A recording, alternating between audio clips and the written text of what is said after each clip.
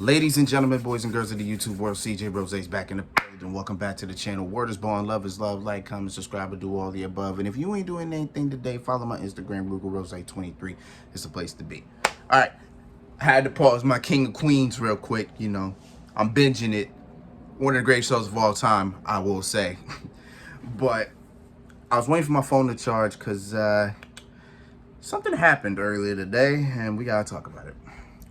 So it's funny. I talked in my John Morant video that the off season was in a couple weeks, and whenever something dropped, I'll talk about it.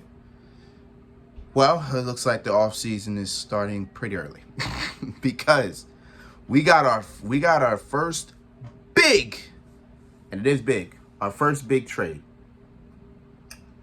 Bradley Beal, who is one of the more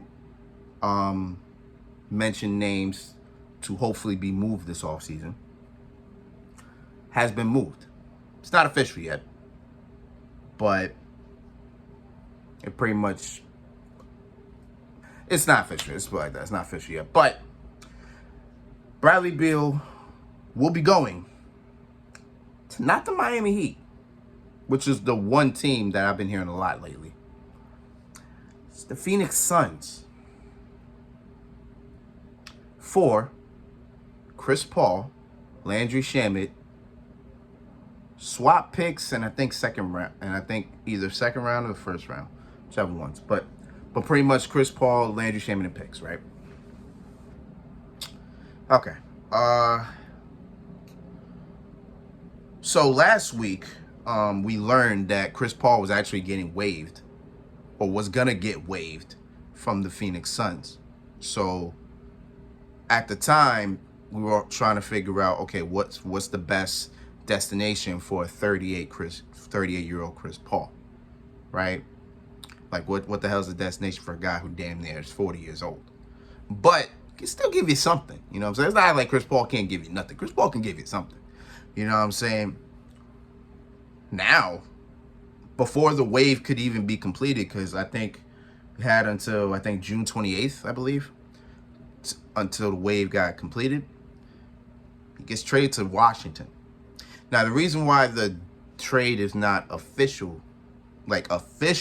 yet, is because the Wizards are trying to find a third team where they could trade Chris Paul to a contender. Honestly, that's frustrating, because just drop Chris Paul, bro. just let the man get waived. Like, Chris Paul has what, 30-40 million dollars on his last, like 30-40 million dollars in his last. Like, come on, bro. You might as well just waive him and then just let him sign wherever. He'd probably get less money, depending, but I'd rather just waive him, because now the Wizards got to find a team that is able to pick up that contract. It's a heavy contract for a year for a 38-year-old man. Let's get that straight. It'd be different if it was, you know, somebody up in the 29-30 age. Now this dude's damn near 40 and earned about, what is it, $30-40 million, I believe, something around that. But it's a lot of money that Chris Paul has left on his contract. So now the Wizards are trying to find the best team, and they're looking for a contending team. So they're looking at the better teams to trade for, so that way they can get off Chris Paul's contract, or whatever the case is. But in terms of the trade itself, for the beneficiaries, which are the Phoenix Suns, I'm trying to figure this out, because, okay, you traded for another shooting guard. So that means you traded for another shooting guard, and you just traded your point guard. So in this sense,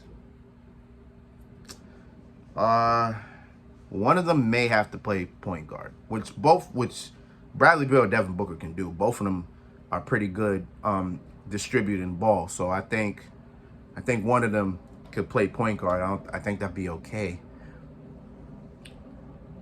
But I'm trying to figure out how this works. Because technically, if we're being honest here, if they didn't trade Chris Paul or if they let him stay, that would be a very interesting five. Like, it would be DeAndre Ayton. Kevin Durant could play the 4. You could put Devin Booker at the 3. I put D Book at the 3. Bradley Beal at the 4. I'm sorry, at the 2. And Chris Paul at the 1. It's not a bad 5. Like, think about it, that's a pretty formidable 5. But the problem is, you gave up a good amount of assets to get Chris Paul to begin with. Then you gave up a lot of assets to get Kevin Durant. And now you gave up not a lot for Bradley Beal, but you gave up a good role player to get Bradley Beal. So now your team is pretty top heavy. It's just four people on max contract. Because mind you, Bradley Beal did sign an extension a couple seasons ago.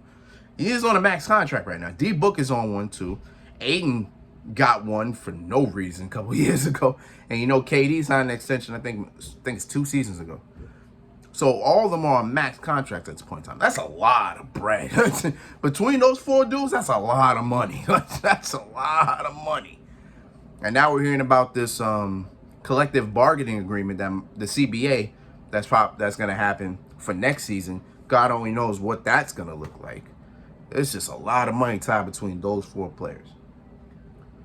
And there's not much you have now. Like, you traded a lot of assets to get these certain players. So now you got to figure out how you're going to be able to put it all together. And then maybe if you have some type of money, which I think at this point they don't have anything.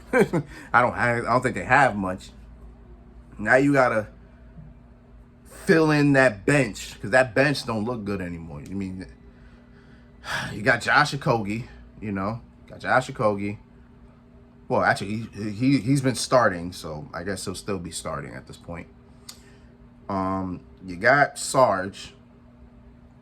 Okay. You got Damon Lee. Okay. Torian Craig, who has not really played that well.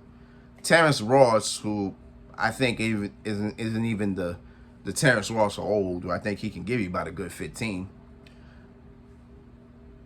And I think his last name's Lendale, that backup center.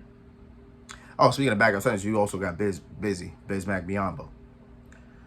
So I mean, there's another person. Wainwright? Yeah, I think his name was Wayne. Is it Wainwright?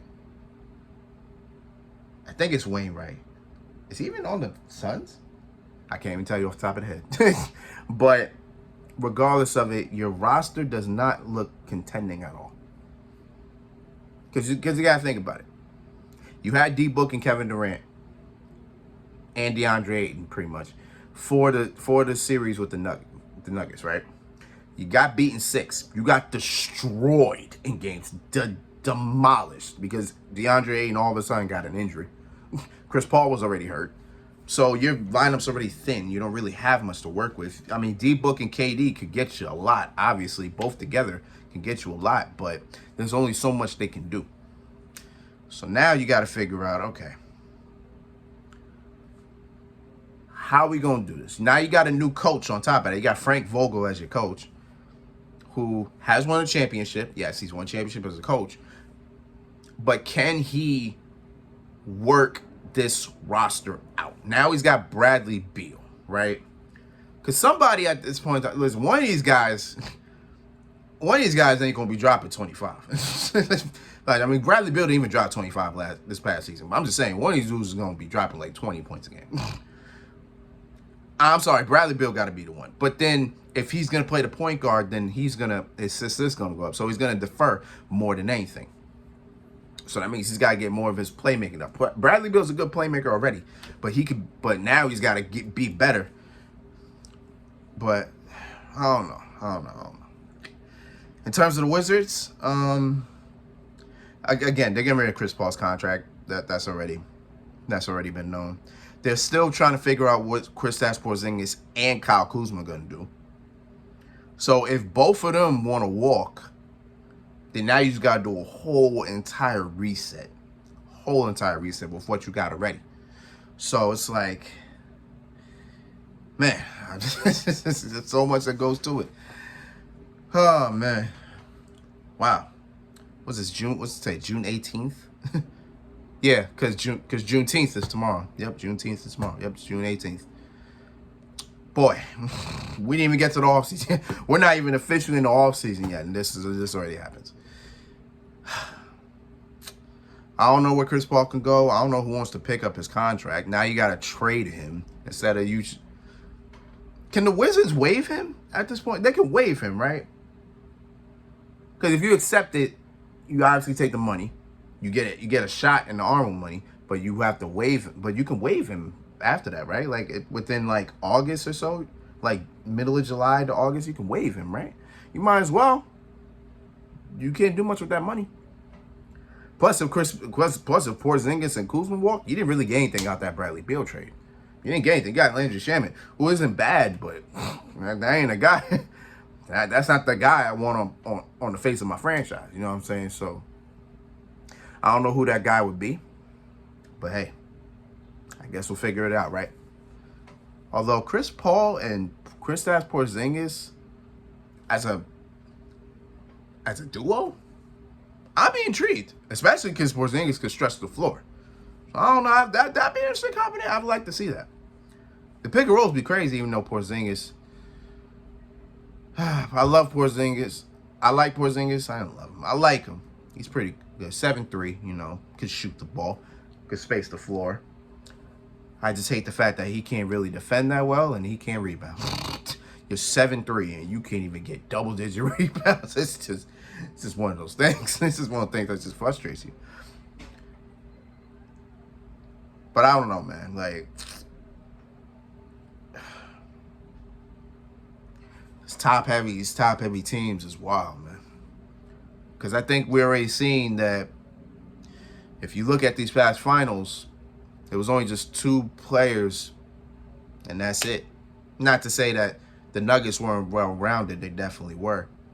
But it's just 2 stars, role players, and whatever else is left. I don't know how the hell they're going to do this. If this goes down, I'm not sure. But, Jesus. Kevin Durant. And somebody posted it. God, I think it was on Instagram. And I already saw it. It said, the people Kevin Durant have played with, right? It said Steph, Klay Thompson, Russell Westbrook, James Harden, Devin Booker, Chris Paul, and now Bradley Beal. Those are 7 All-Stars. Those are 7 All-Stars Kevin Durant has played with. Oh, Kyrie Irving. I'm sorry. I forgot about Kyrie and Kyrie Irving. Man, boy. It's a wild scene, but that means this offseason is about to get even wilder. Because remember, James Harden is going to be a free agent. Kyrie Irving's a free agent. Russell Westbrook is a free agent. Porzingis and Kuzma possibly are free agents. And everybody else in between, I don't know who else is a free agent. Oh, I think, is Zach LaVine a free agent? No, Zach LaVine's not a free agent. He signed an extension. Is he a free agent? I don't even know. But again, there's just a lot of free agents going down. If anything else pops off, you already know we here. I'm going to be trying my best. I was home. Luckily, I was home, so I did this on time. You know what I'm saying? I was able to do this video on time, so I'm happy about it. But it is what it is. So until then, it's been Rose, man. Thanks for watching. Thank you for all those support. As always, whatever pops off, I'll be here. You know what I'm saying? So until next time, peace, love, 100. Here.